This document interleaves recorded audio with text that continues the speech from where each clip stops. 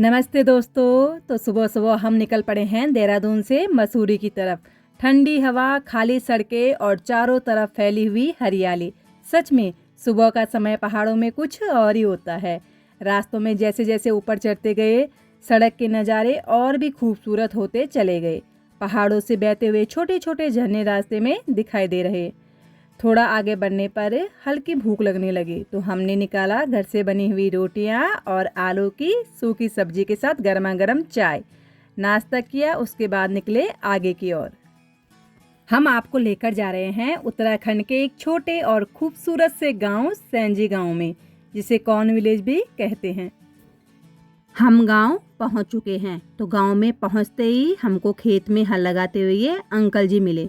इनसे हमने बातचीत की। इन्होंने हमको बताया कि ये खेत मटर और लहसुन लगाने के लिए तैयार कर रहे हैं।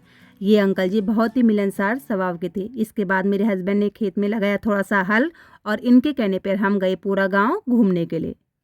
यहाँ के लोग अभी भी पारंपरिक तरीके से अपनी खेती बाड़ी करते हैं। यहाँ पहले गेहूं और धान अधिक मात्रा में उगाया जाता था, लेकिन अब यहाँ के लोगों ने ज़्यादा से ज़्यादा मक्की की फसल उगानी शुरू कर रखी है। गांव के हर घर में मकई सजाई गई है। ये सिर्फ फसल नहीं बल्कि परंपरा का प्रतीक है। अभी अभी बारिश का मौसम ख़त्म हुआ है और इनकी जो भी फसलें थी, दाल, मिर्ची, अरबिया, ये सारी तैयार हो चुकी थी, जिनको अभी धूप में सुखाया जा रहा था। तो हर घर के आंगन में धूप से सूखती हुई दालें, मकई, मिर्ची आपको मिल जाएंगे।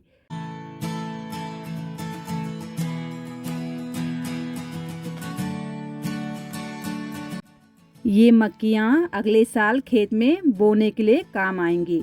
और यहाँ पे ये हरी मिर्च का जो कूट के मसाला तैयार किया गया है, ये वो सूख रहा है। ये इनकी अनेक मसालों में जैसे पिसा हुआ नमक इसमें काम आएगा। बहुत सारी दालें हो रखी है यहाँ पे और ये दालें अब धीरे धीरे तैयार हो रही है।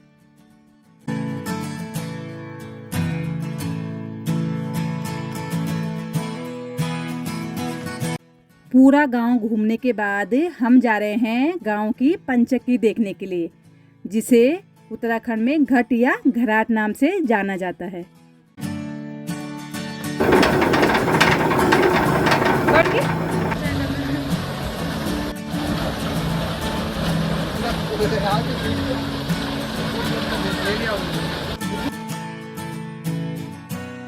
इस बात की खुशी हुई कि हमारे बच्चे भी पुराने ज़माने की इस तकनीकी को देख पाए।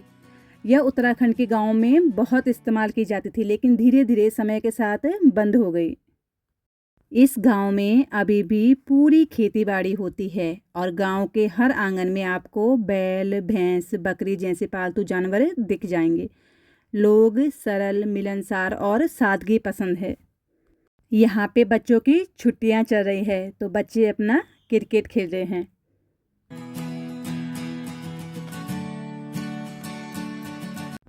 गांव घूमने के बाद अब हम आ गए हैं यहाँ की मशहूर बेकरी कैनेडियन बेकरी, जो कि सैंजी गांव में ही है। यहाँ हमने खाया कोकोनट पाई, चॉकलेट पाई और एक प्लेट नाचोज, जो बने थे घरेलू सालसा और गांव के ही मक्के के आटे से।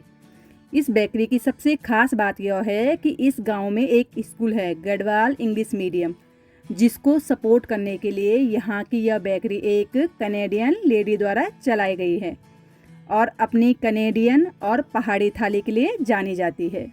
यहाँ का स्वाद और माहौल दोनों ही दिल छूने वाले थे।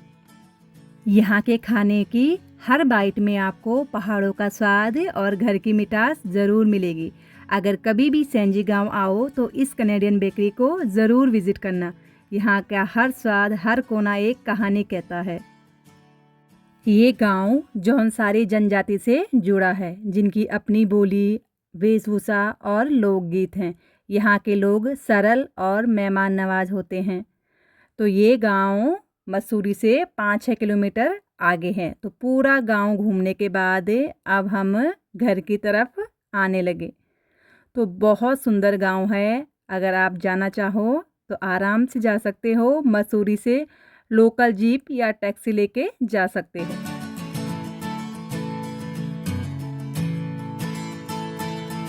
पूरा गांव घूमने के बाद अब हम निकल चुके हैं मसूरी के कैंपटी फॉल की तरफ। झरने की ओर जाते हुए रास्ते में कई छोटी छोटी लोकल दुकानें दिखाई दी। रंग बिरंगे कपड़े, ऊनी स्वेटर, पहाड़ी झुमके और लकड़ी का ढेर सारा सामान।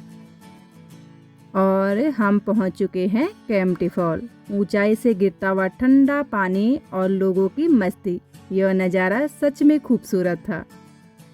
मौसम एकदम से सुहाना था। ठंडी हवा और पहाड़ों की खुशबू ने पूरे रास्ते को और भी खूबसूरत बना दिया।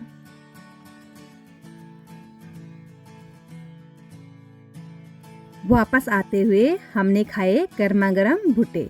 पहाड़ की ठंडी हवा में इसका स्वाद तो लाजवाब था। तो दोस्तों, ये था हमारा कैंपटी फॉल और सेंजी गांव का एक छोटा सा ब्लॉग। आई होप कि आपको पसंद आया होगा। अगर पसंद आए तो प्लीज़ लाइक, शेयर और कमेंट करके बताना कि आपको मेरा छोटा सा ब्लॉग कैसे लगा। मिलते हैं अगले ब्लॉग में, तब तक के लिए बाय बाय।